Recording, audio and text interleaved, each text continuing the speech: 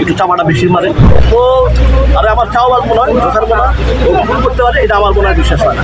ডনকে আমি আমার 2-3টা ছবি করছি এই গাড়ি আমার 2-3টা ছবি তো ওর কাছে আমার অনেক ডাইরেক্ট মানুষের আশা আমাদের চাওয়াজ মনে হয় হ্যাঁ একটু চাপাটা বেশি মারে আর গান বাজনা করে শাস্ত্র, কিন্তু কার ভিতরে কি আছে এটা কিন্তু আমার মনে হয় ডনের।